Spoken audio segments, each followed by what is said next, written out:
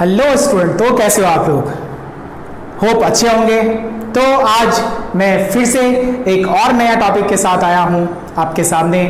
And ये भी बहुत ज़्यादा इम्पोर्टेंट टॉपिक है हमारे लिए नीट और जेई के पॉइंट ऑफ व्यू से, है ना। किसी भी सिस्टम की कैसे हमें टोटल एनर्जी निकालनी है, कैसे पोटेंशियल एनर्जी निकालनी है, क्या टोटल एनर्जी निकालनी है, तो उस पर एक हमारा टॉपिक है दैट इज सेल्फ एनर्जी।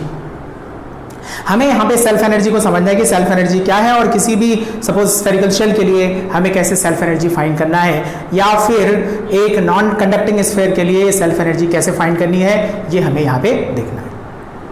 तो देखिए, सेल्फ एनर्जी बेसिकली होता क्या है, what is a self energy. जैसे हम किसी भी बॉडी को, कोई भी बॉडी को चार्ज करते हैं, तो हमें क्या करना होता है, चार्ज को इन्फाइनाइट से लाकर उस बॉडी पे प्लेस करना पड़ता है, चाहे उसकी मैकेनिज्म जो भी हो, आप जिससे भी करते हो, बट एक चार्ज को कहीं से लाकर क्या करना पड़ता है, हमें इस बॉडी पे रखनी पड़ती है, फिर वो चार्ज होता है। सपोज एक बार ही चार्ज तो नहीं हो जाता, मुझे धीरे धीरे क्या करना होता है, चार्ज को ट्रांसफर करना होता है। एक चार्ज को रखा, फिर एंड सो ऑन चलता गया, ठीक है। फिर वो बॉडी, सपोज हमें क्यू चार्ज देना था, तो वो बॉडी क्या हो जाती है, वो चार्ज हो जाती है, तो उसमें एक एनर्जी स्टोर हो जाती है।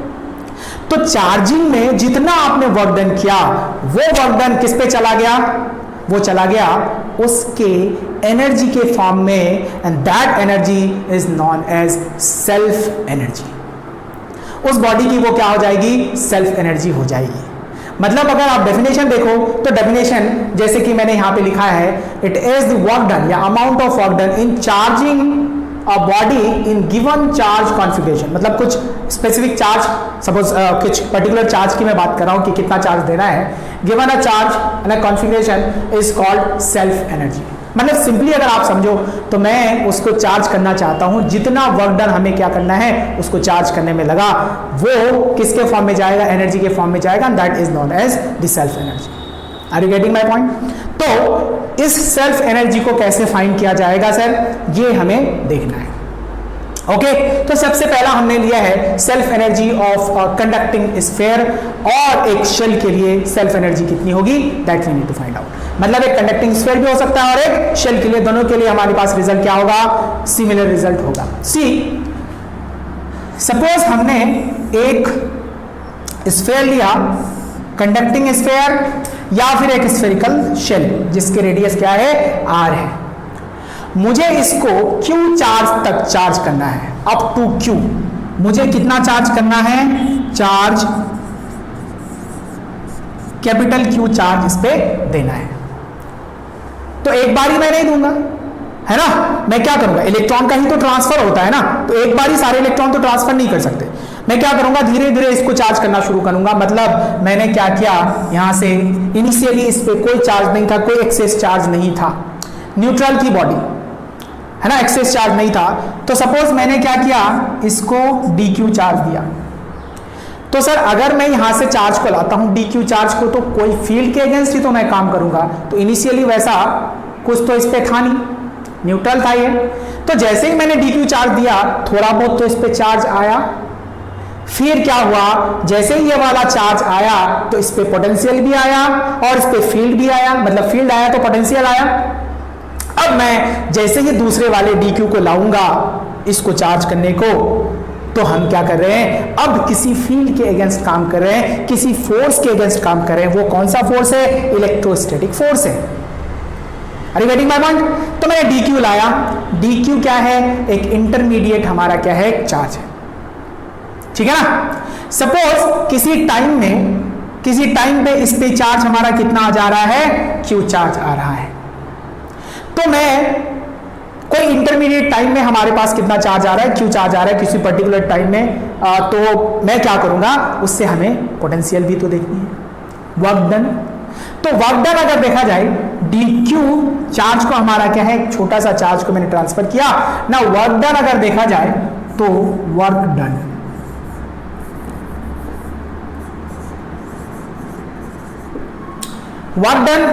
dW can be written as, sir जब Q चार्ज आ जाएगा, इस पे Q चार्ज आ गया, तो पोटेंशियल मैं लिख सकता हूं यहां पे V इंटू डी क्यू, मतलब एक V पोटेंशियल पे मैं कितना चार्ज रखूंगा, डी क्यू चार्ज लाऊंगा तो मेरा वर्क डन कितना V डी क्यू हो जाएगा।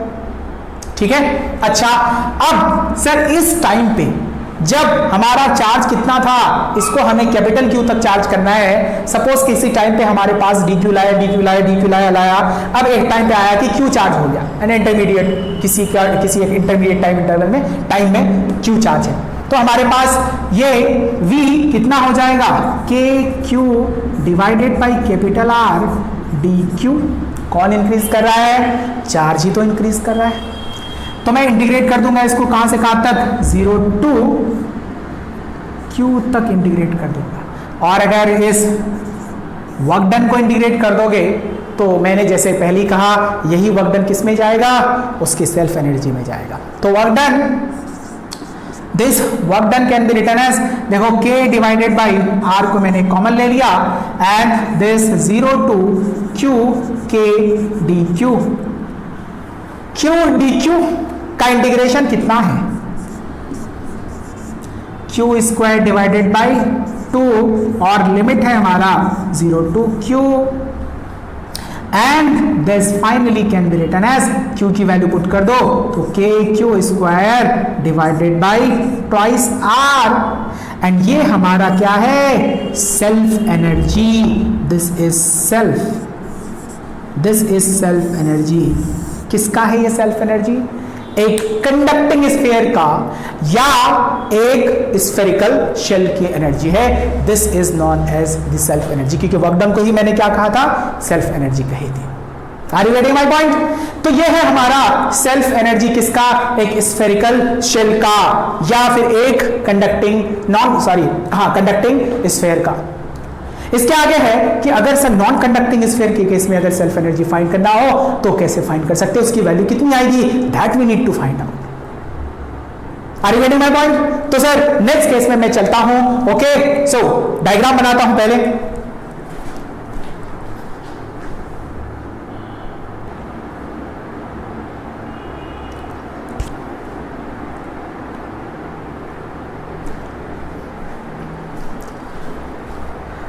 ओके, तो नेक्स्ट है जो नेक्स्ट है हमारे पास वो है self energy of a non conducting solid sphere.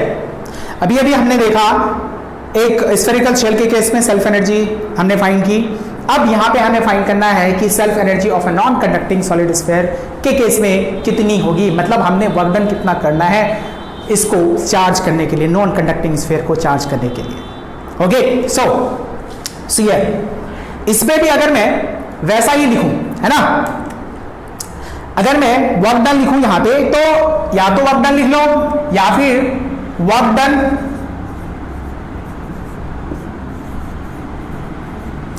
W, या फिर इसको आप DU लिख लो। सिमिलरली कोई फर्क नहीं पड़ता, वर्क डन लिखो या फिर DU लिख लो, है ना। ठीक है, तो दिस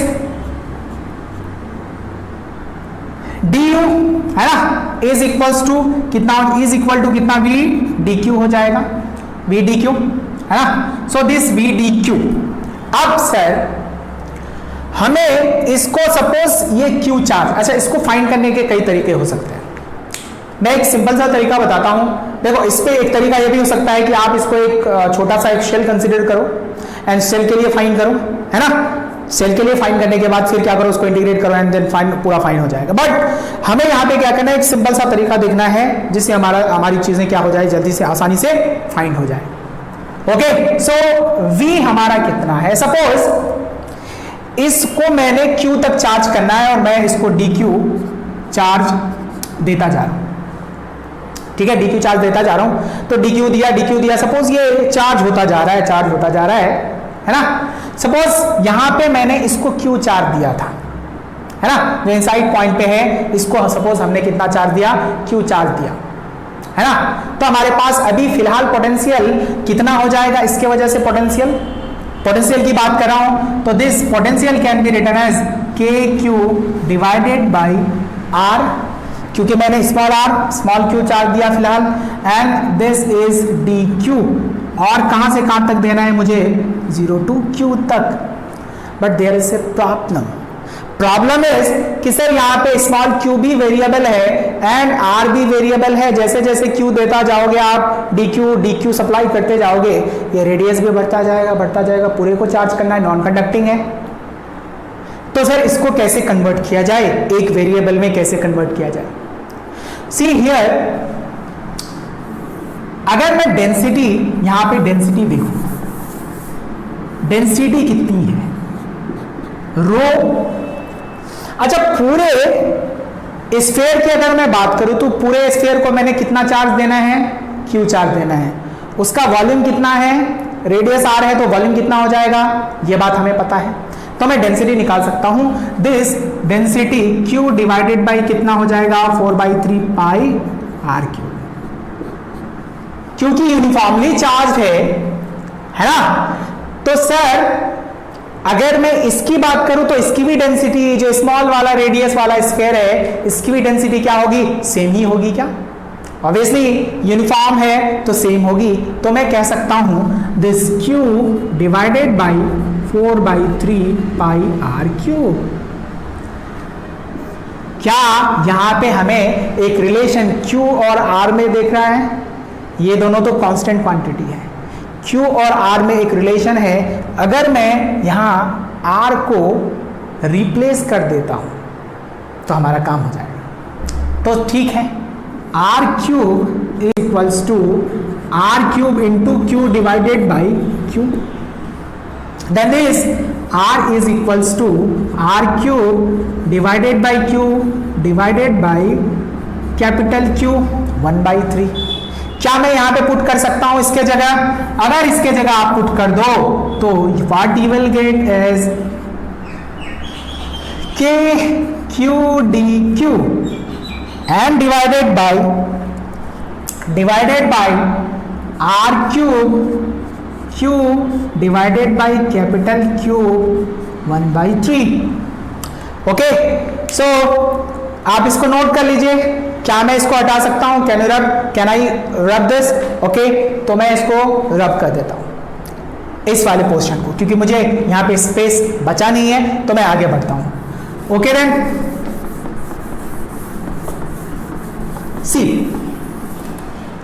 सी हियर सर, अब यहां पे हमारा कौन रह गया, वेरिएबल कौन है? ओनली q ही तो वेरिएबल है। तो दिस u, इसको मैं इंटीग्रेट कर देता हूं 0 टू u तक, क्योंकि जब चार्ज नहीं था तो 0 पोटेंशियल एनर्जी थी, जब चार्ज q हो जाएगा तो फुल्ली इसके पास पोटेंशियल एनर्जी आ जाएगी, जिसे हम सेल्फ एनर्जी कहेंगे। तो u मिल गया हमें। Then this u can be written as k को बाहर ले लो, या यहां पे हमारा q की पावर 1/3 एंड r किस में रह जाएगा, डिनोमिनेटर में रह जाएगा, और k ऊपर रह गया। देखो ध्यान से, r डिवाइडेड बाय q की power, sorry this is k q की power 1/3 divided by r। Okay, so and finally this 0 to q, ये q है और नीचे कितना है, 1/3 है, तो ऊपर चला जाएगा न्यूमरेटर में, तो q 1 माइनस 1/3, इट मीन्स ये कितना हो जाएगा, 2/3 dq, q की पावर 2/3 dq। अब इसको इंटीग्रेट किया जाए तो फाइनली k 1/3 r एंड इसका इंटीग्रेशन कितना हो जाएगा, q की power 5/3 divided by 5/3 0 to q and finally देखो न्यूमरेटर में चला जाएगा 3, ऊपर चला जाएगा 3k q की power 1/3 divided by 5r and q की पावर 5/3, तो ये दोनों ऐड हो जाएगा पावर, तो कितना, this k q divided by 5r, this is what, this is self energy of a solid non conducting sphere. Solid non conducting sphere के case में this is the self energy. Are you getting my point? क्या आपको बातें समझ में आ रही है या नहीं आ रही है? ओके, तो ये है हमारा सेल्फ एनर्जी दोनों के केस में। थोड़ा सा करेक्शन है बच्चों, यहाँ पे करेक्शन यह है कि यहाँ पे क्यू स्क्वायर हो जाएगा, क्योंकि 1/3 and 5/3, this is 1/3 plus 5/3, this is q square, this is it. Okay then, thank you, खुश रहो, पढ़ाई करो। Okay, thank you.